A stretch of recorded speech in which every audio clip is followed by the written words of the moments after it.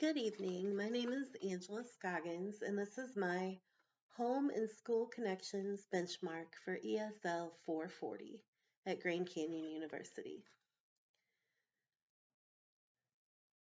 The sections I will be talking about are culturally responsive teaching, supporting the needs of our English learners in the classroom, and last but not least is home and school connections. Culture is the way in which we understand the world. Our culture shapes who we are, and it can influence our teaching and learning. What is normal at home for us and for our students may not be what happens at school, and vice versa. Culture influences communication styles, expectations from both the teacher and the student, and can affect how the student learns and how they participate within the classroom. Cultural competence in regards to educating English learners is essential. In my research, it said to learn them first. This really stood out to me. Learning about our students and knowing about their cultures just fosters a relationship and makes the students feel welcome and safe. And it can also make sure that we don't have any biases or anything that can prevent us from effectively teaching our EL students. The cultural values and beliefs of everyone need to be supported in the classroom. This can be done by creating an environment that is welcoming and be supportive and positive about the differences and include culture into the curriculum. That helps to foster connection with the students.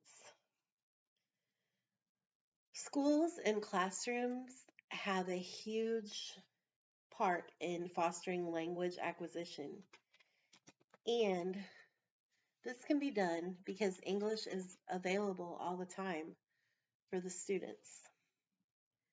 They are exposed to English in many different interactions and contexts.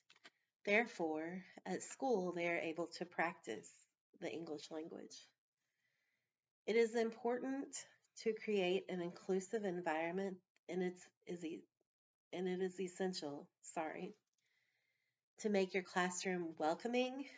You can provide books and learning materials that include the cultures of your students. Providing a safe space that is welcoming and supportive is important. Take time to celebrate the diversity in your classroom. It is important that we create lessons that celebrate culture. We should incorporate projects that include students' home language and parts of them and who they are.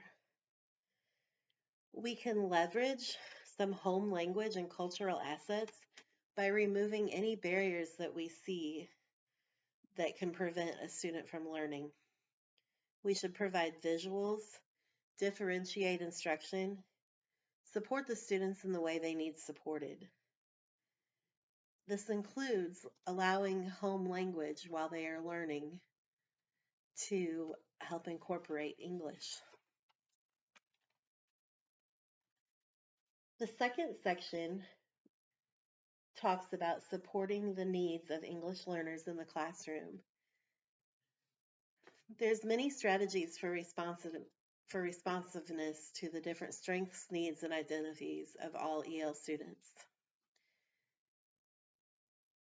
To be a responsive teacher, you need to learn and identify the strengths of the ELs that are in your classroom. Use these strengths to help motivate and provide positive feedback and interaction with your students. You can support students with things they need to be successful. Identify their needs and advocate to fix whatever need they have.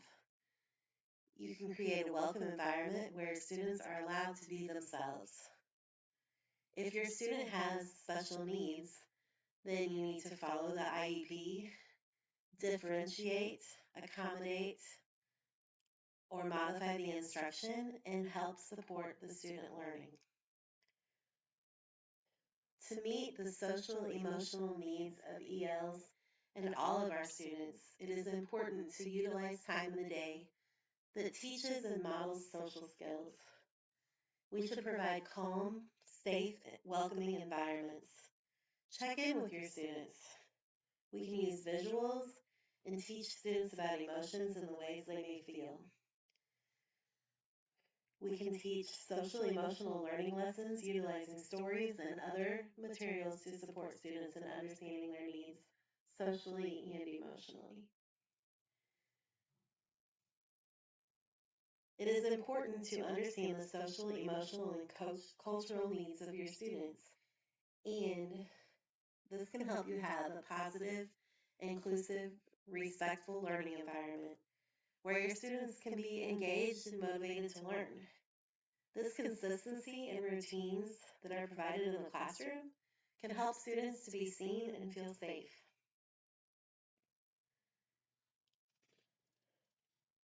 Our last section is about the home and school connections, which is so important.